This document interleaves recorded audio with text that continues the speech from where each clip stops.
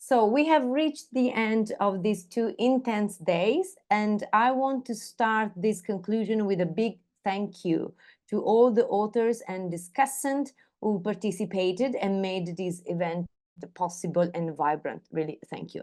And of course, thank you to all the people in the virtual room and those who helped us during these days. Really, really much grateful.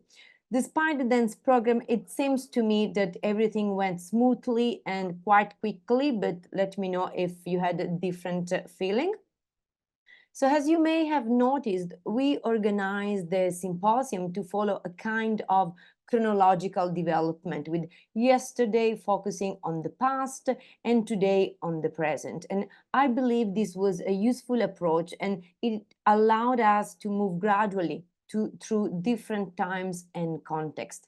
And one thing that stands out from this movement is that the more studies unpack the ideas and developments of yogas, the more we realize how complex the word yoga is, and how over the centuries it has accumulated so many nuances that it becomes essential to contextualize which yoga we are talking about, where, when, and by whom it was used, reinterpreted, adopted, and adapted, and for what purposes and goals. This complexity is evident when a textual source is embodied in many editions, each of which adds or removes something, showing then the importance to reconstruct the original source to understand then its development. And this fluidity depends on the fact that all traditions must evolve over time and across spaces to remain alive. So what also struck me in several of these books and discussion is the importance of the audience.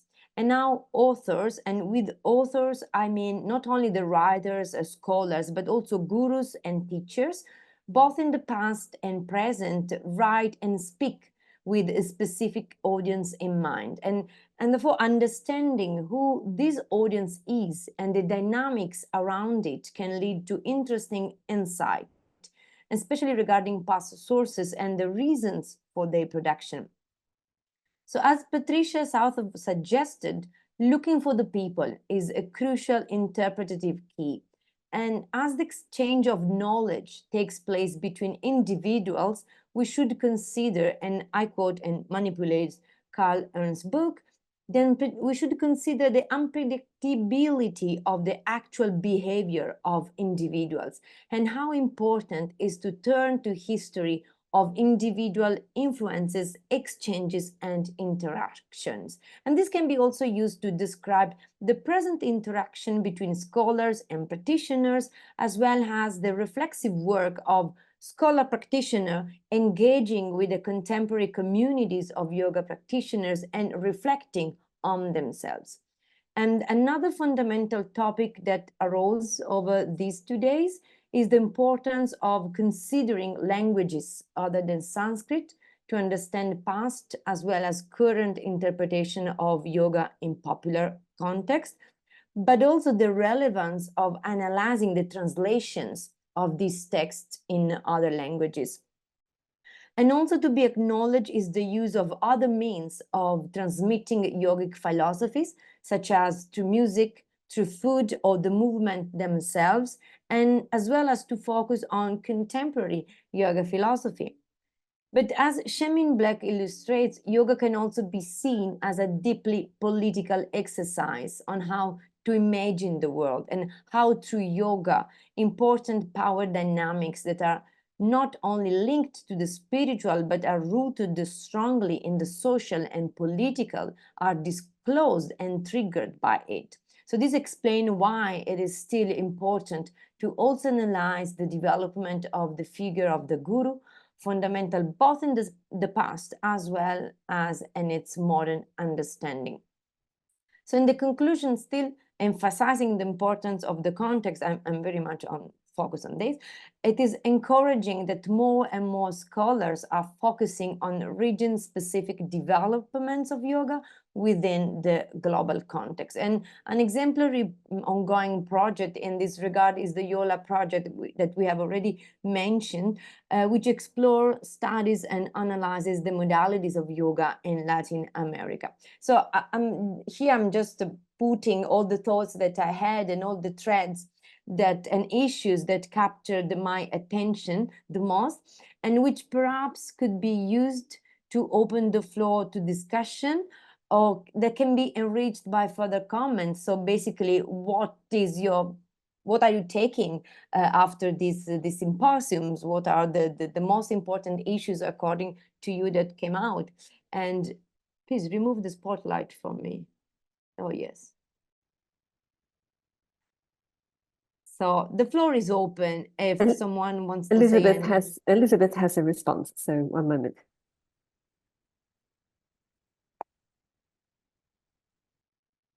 Yes, can you hear me okay? Yeah. I just again wanted to thank, in conclusion, the people for honoring my book. And again, it was very pleasing to hear how it has helped several people. One thing in particular I wanted to mention, Daniela referred to my scheme in the book that shows the developments in modern Hinduism, because nobody ever mentioned it before, and I had even forgotten about it.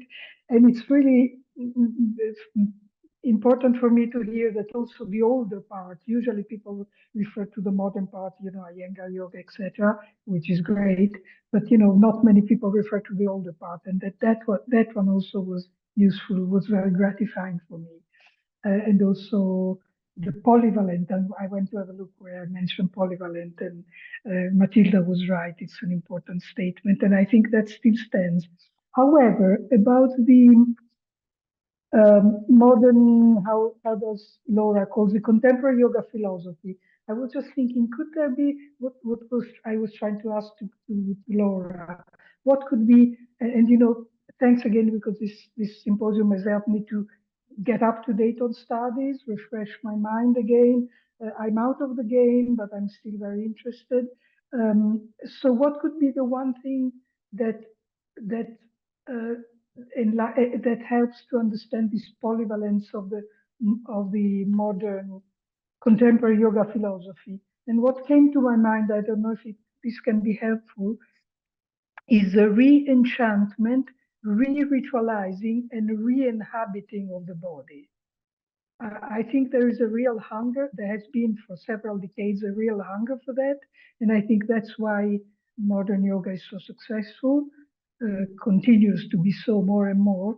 And I think it is because those things are missing. So the next question is why those things are missing. The enchantment, the ritual, and the inhabiting of our bodies. I'll stop there. Thanks very much to everybody. It's been really gratifying for me to interact with you guys and to know that my book has been a little bit useful to practitioners and scholars alike. Thank you so much, Elizabeth, for having been with us these 2 days, actually, with the great questions, usual, and so really, really appreciated. Does anyone else want to jump in with anything? It's the first time we're actually properly opening the floor without. Yeah. We can see the floor. That's nice, actually. Here.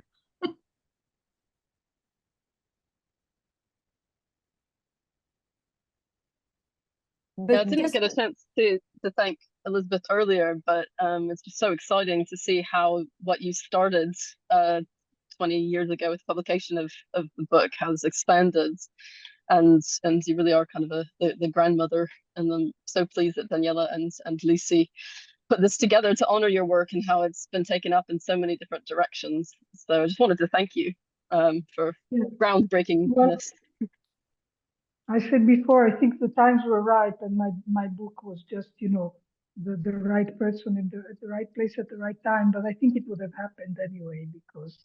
But you also did a lot to support the conversation and other scholars in taking it forward. And I want to acknowledge all the work you've done in creating a community where people can incorporate really high quality scholarship into their thinking about contemporary yoga practice. Thank you.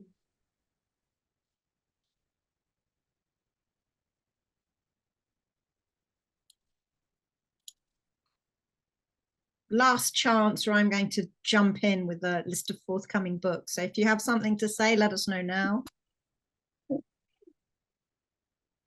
Okay, right. Thank you. Do I need to pin myself or spotlight myself, Daniela? So I'm just adding my thanks to Daniela's. I'm not going to repeat everything she said, but I second all of it. And we've already given you a massive reading list if you haven't read them all already, but we're now going to add to your reading list. So we just thought we'd like to highlight some books that are coming out soon. So to just have on your radar of things that are going to be forthcoming. So one book which has been in the pipeline for some time, but we're told it should be out from Oxford University Press in 2025 is Finian Geraghty's book, All This Is Om, Sound, Language and the History of the Sacred Syllable in Early India. And I think that title is fairly self-explanatory.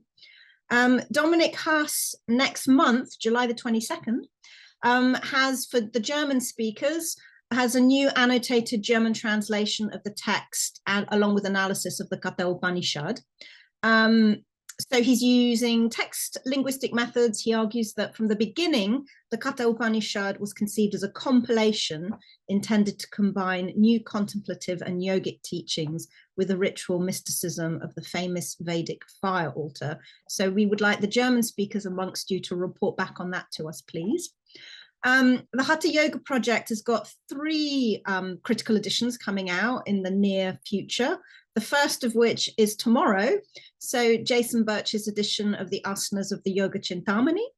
And then in the next few months, Jim Mallinson's, I think it's Jim's, isn't it? The Dattatreya Yoga Shastra that he's been working on. And after that, and I think it's back to Jason, we've got the Hatha Pyasa Padati, which will hopefully be out by the end of this year. And I think those are coming out through the EFEO, the École Française d'Extrême-Orient. Then we have Magdalena Krahler's book, Yoga, Breath, Prana and Pranayama in Early Modern Yoga, forthcoming 2025, Brill and from Leiden as well. It's an in-depth analysis of prana and pranayama in modern yoga, and she examines the development of yoga's breathing techniques between 1850 and 1945. She traces influence of medical discourses, physical culture, Euro-American breathing techniques, occult and esoteric ideas, and artistic practices like singing and acting, as well as looking at 10 influential figures of modern yoga. So that I think is going to be a fairly comprehensive volume. Mark Singleton, he mentioned it yesterday. We did talk about it briefly, but for people who weren't here, his book is probably coming out next year with Penguin. It's called Yoga Machine, Technology, Transhumanism, and the Futures of Yoga. And his book considers the implications of contemporary technology for the practice and culture of yoga, both in terms of its philosophical compatibility with traditional yoga forms and yoga's ongoing transformations in the modern technological world. He argues that we are on the cusp of a major revolution in yoga history in which technology, and in particular AI, will transform understandings of yoga practice, transcendence, and what it is to be human. And Laura mentioned this book in her talk because she has a chapter in it. So September of this year through Equinox, an edited volume, edited by Henrietta Hunke, Knut Jakobsson and Istvan Kohl, I think I've said that properly. It's called Embodied Reception, South Asian Spiritualities in Contemporary Context. And it's looking at the reception of embodied praxis that comes from a South Asian context. And there are contributions by lots of people who are in this symposium, including Laura, Suzanne Newcomb, me, and there's also contributions by Theo Wildcroft and Amanda Lucia in there. And speaking of Theo Wildcroft, along with Barbara Soikova, I'm not very good on names today. In next year, she has a book called Yoga Studies in 5 Minutes coming out, which continues that theme that we started with Karen O'Brien Kopp's book about books making yoga studies accessible to a more general audience.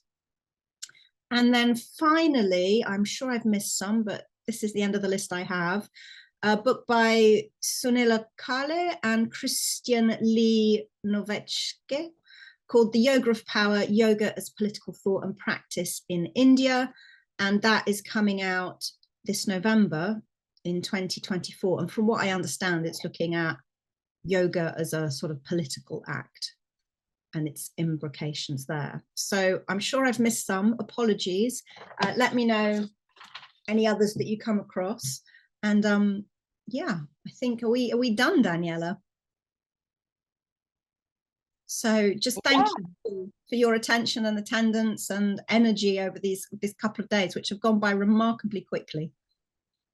Yes, thank you so much for bearing with us and engaging with us. And yes, what else, Lucy? Do we have to say anything else? No, and thank you to some fantastic books and their writers and some really generous discussants who've been fabulous. I've really enjoyed listening to all your conversations. Yeah, and we will handle with the recording, so we will get in touch with the discussants and the authors about the recordings, and then as soon as we can put them on somewhere, we will let you know. Yes, and thank you again. Bye.